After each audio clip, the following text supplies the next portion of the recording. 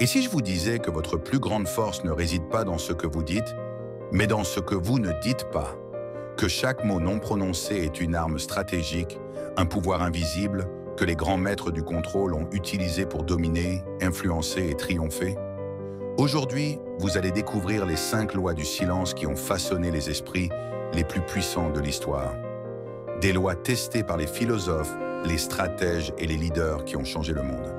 Parce que le silence, mes amis, n'est pas un vide, c'est un champ de bataille invisible où se joue votre pouvoir réel. Nous vivons dans une société du bruit. Entre les notifications, les débats houleux, les opinions qui s'entrechoquent, tout le monde veut être entendu. Mais dans ce chaos, une vérité émerge. Ceux qui parlent moins contrôlent plus. Blaise Pascal, ce génie du XVIIe siècle, l'avait compris. Tout le malheur des hommes vient de ne pas savoir rester en silence. Pensez-y. Combien de fois avez-vous regretté des mots prononcés sous le coup de la colère? Combien de conflits auraient pu être évités si vous aviez simplement gardé le silence? Balthazar Gracián, ce jésuite espagnol du XVIIe siècle, a écrit « Savoir se taire est l'un des plus grands arts de la stratégie. » Imaginez cette scène. Vous êtes en réunion, un collègue vous lance une pique. La réaction instinctive? Répondre. Mais celui qui contrôle le silence contrôle le jeu. Steve Jobs, viré d'Apple en 1985, n'a pas crié. Il a gardé le silence, travaillé dans l'ombre.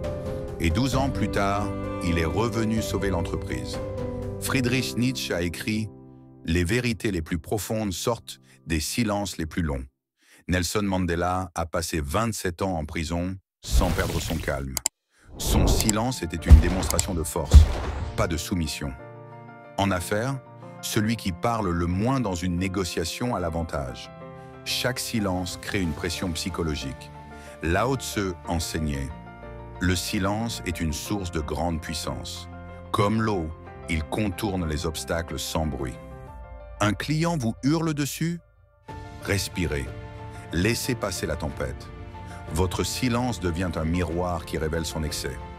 Michel Foucault analysait le silence comme outil de domination. Dans les tribunaux, les interrogatoires, celui qui contrôle les silences contrôle la vérité. Churchill utilisait des pauses calculées dans ses discours pour marquer les esprits.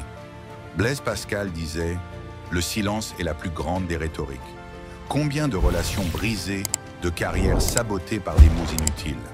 Le silence est l'arme ultime des stratèges, des sages, des vainqueurs. Maîtrisez-le et vous maîtriserez votre vie.